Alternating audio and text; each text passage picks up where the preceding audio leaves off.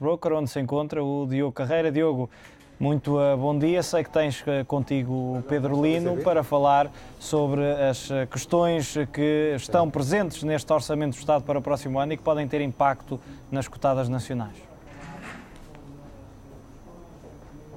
Isso mesmo, numa altura que já se conhece o Orçamento do Estado ou a proposta do Orçamento do Estado para o próximo ano, é importante percebermos quais são os impactos que vai ter nas empresas e que impactos pode ter isso nas grandes empresas cotadas. Pedro Lino, é isso mesmo que te pergunto. Como é que este Orçamento do Estado pode influenciar as grandes empresas e como é que pode ser o comportamento em bolsa destas empresas? Bom dia. O Orçamento do Estado vem penalizar as empresas que obtêm lucros superiores a 3 milhões de euros e acima de 10 milhões com uma tributação adicional de 5% em termos de IRC.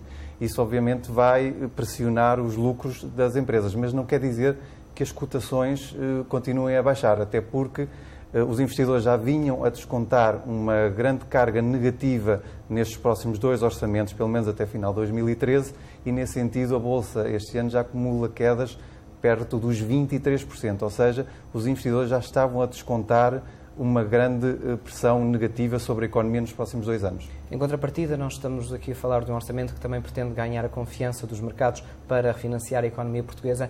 Estamos aqui a fazer um jogo duplo. Por um lado, as empresas podem ser penalizadas, por outro, pretende-se ganhar a confiança dos mercados.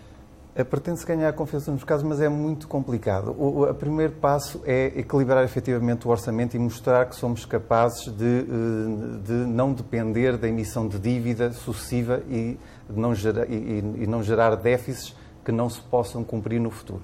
Só a partir daí é que os investidores internacionais e até os próprios nacionais é que irão outra vez emprestar às empresas portuguesas. E este documento é um passo em frente para isso? Eu creio que sim, é um documento que demonstra a determinação com que o povo português, de uma forma em geral, e o Governo querem enfrentar os desequilíbrios estruturais ao longo das últimas 2 décadas que Portugal tem vivido e que não tem sido explicado aos portugueses. E este é o início do equilíbrio orçamental, esperemos, duradouro. O PSI 20 hoje está a descer.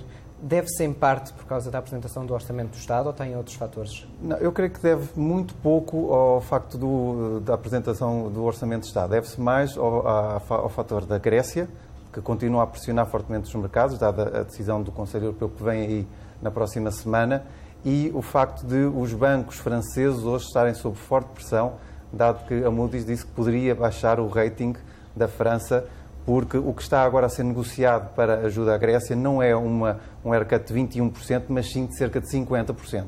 Ou seja, há muitas instituições europeias, principalmente a banca francesa, que irá necessitar eventualmente ajuda estatal. A França diz que o rating está garantido. Acredita-se de alguma forma isso é possível garantir o rating da França ou vai ter mesmo que descer? Nunca é possível garantir o rating de um país. Isso são falácias, é a confiança que se tenta passar ao mercado.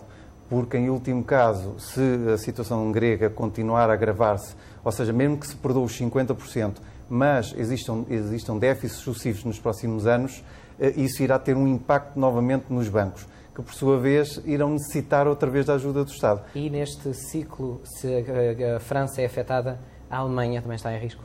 Eu creio que a Alemanha está menos em risco, porque a França apresenta um déficit estrutural muito mais elevado do que a Alemanha. Enquanto a Alemanha está a 2 anos ter o seu déficit praticamente estabilizado a cerca de 0,5% do PIB, a França este ano apresenta quase 7% de déficit e tem ajustamentos orçamentais para fazer muito mais fortes do que a Alemanha. Por isso, creio que as situações são distintas e hoje vimos também que o spread entre as obrigações alemãs e francesas atingiram um máximo histórico, cerca de 1%, quando a média andava no 0,3%.